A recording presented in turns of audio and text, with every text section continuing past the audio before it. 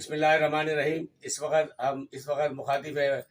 معروف عالم دین اور شبان غربا اہل حدیث کے سابقہ ناظم جناب عبدالخالق فریدی صاحب۔ ان سے ہم یہ معلوم کرتے ہیں کہ انہوں نے جماعت غربا اہل حدیث کیوں چھوڑی اور اس کی کیا حقیقت ہے، اور جمعیت اہل حدیث جو جوائن کی ہے تو اس میں ان کی کیا حقیقت ہے۔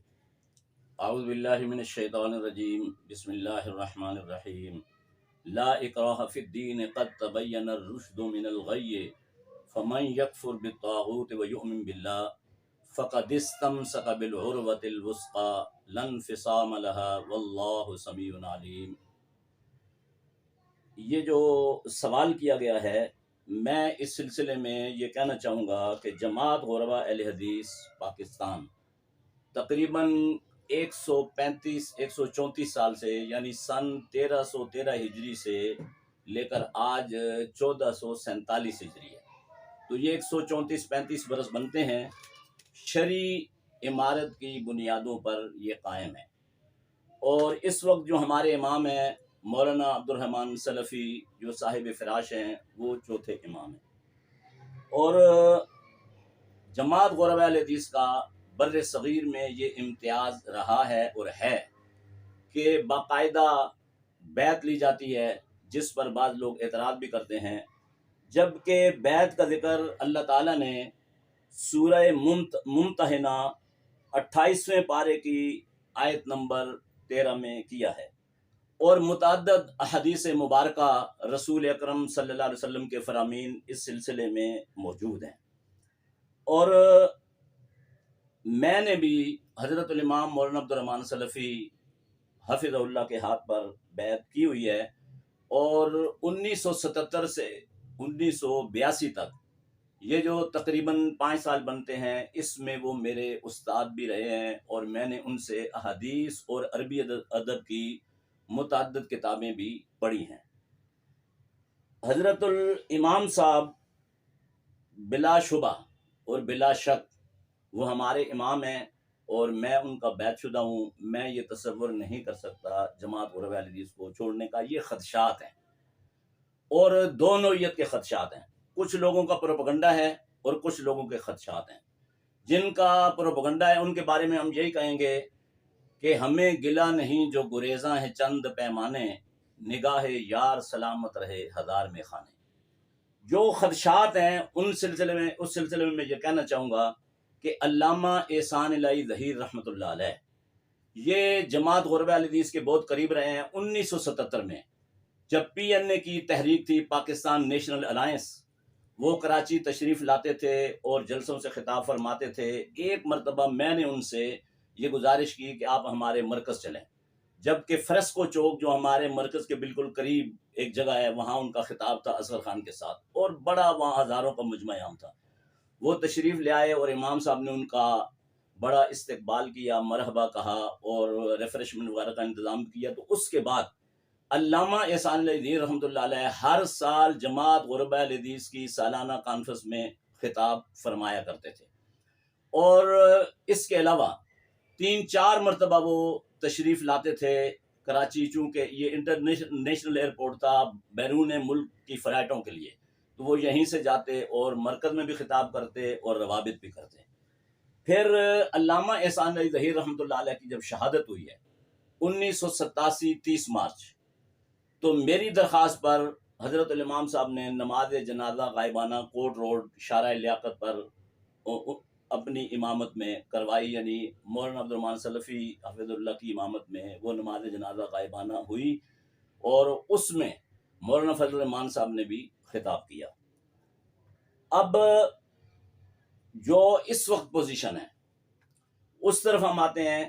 کہ علامہ احسان الہی ظہیر رحمۃ اللہ علیہ نے اپنی جرت اور دلیری سے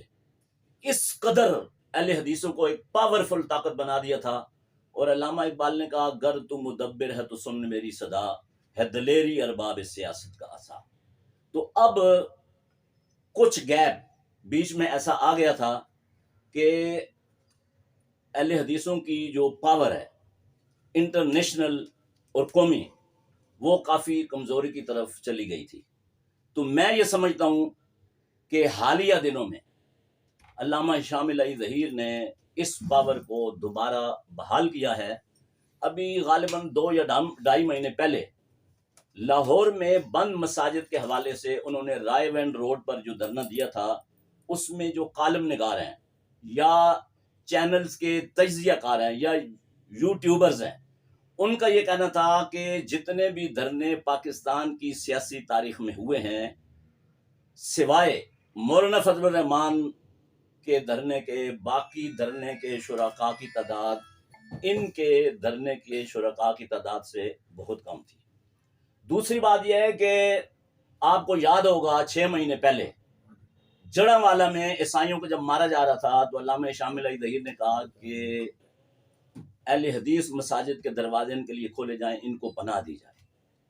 تو اس کے نتیجے میں انٹرنیشنل سطح پر ان کا مورال جو ہے بہت زیادہ بلند ہوا ہے۔ تیسری بات یہ ہے کہ اس وقت جو صورتحال ہے وہ یہ کہ ایک طاقتور، پاورفل، مضبوط، غیر جانبدار اہل حدیث سیاسی قوت کی ضرورت ہے، اور اس کو علامہ شامل علی ظہیر جو ہے اس کو آگے لے جا رہے ہیں اور پورا کرنے کی کوشش کر رہے ہیں۔ اور مقتدر حلقوں کی ایک رپورٹ یہ ہے کہ بہت جلد ایک بڑا سیاسی الائنس بننے والا ہے۔ تو ایک سیاسی الائنس بننے والا ہے جس کی اپنی جگہ بڑی اہمیت ہوگی۔ بہرحال جو میرا نقطہ نظر ہے وہ یہ ہے کہ میں جماعت غرباء اہل حدیث کا ممبر ہوں اور رہوں گا، اور میں نے علامہ شامل علی ظہیر کے ہاتھ پر بیعت نہیں کی، وہ بیعت لیتے بھی نہیں ہیں، وہ تو صدر جمعیت اہل حدیث ہیں۔ ان کے ساتھ جو میری کمٹمنٹ ہے، ایک تو سیاسی، دوسرا سوشل میڈیا پر اس وقت پورے پاکستان میں سب سے زیادہ پہلے نمبر پر ان کا یعنی نظام ہے۔ تیسرا یہ ہے کہ جو کمیونیکیشن نظام ہے لوگوں کے ساتھ رابطے کا، وہ بھی ان کا بہت زیادہ مضبوط ہے، اور میرا خیال یہ ہے کہ وہ اس وقت ایسے مقام پر فائز ہیں جس کے متعلق علامہ اقبال نے کہا کہ سمجھے دا زمانہ تیری آنکھوں کے اشارے، دیکھیں گے تجھے دور سے گردوں کے ستارے، نہ پیر تیرے بیر تخیل کے کنارے، دور سے دیکھیں گے تجھے گردوں کے ستارے، تعمیر خودی کر اثر آہ رسا دیکھ، اے پے کرے گل کوشش پہ ہم کی جزا دیکھ۔ میں اس موقع پر جماعت غرباء اہل حدیث کے ناظم اعلیٰ، جامعہ ستاریہ کے نائب مدیر اور مفتی جماعت شیخ محمد انس مدنی صاحب کا بھی شکریہ ادا کرنا چاہوں گا کہ انہوں نے اس سلسلے میں وضاحت کے لیے میری توجہ دلائی، اور جامعہ کے مدیر پروفیسر حافظ محمد سلفی صاحب کا بھی میں شکر گزار ہوں کہ انہوں نے بھی توجہ دلائی۔ وہ جامعہ ستاریہ کے مدیر بھی ہیں اور مرکزی نائب امیر بھی ہیں، اور میں خود بھی جامعہ ستاریہ کے سیٹ اپ کا ایک چھوٹا سا حصہ ہوں۔ تو بہرحال یہ ہم خیال ایک سوچ ہے سیاسی، اور اس سیاسی سوچ کو لے کے ہمیں آگے بڑھنا چاہیے۔ ہاں، اگر علامہ شامل علی ظہیر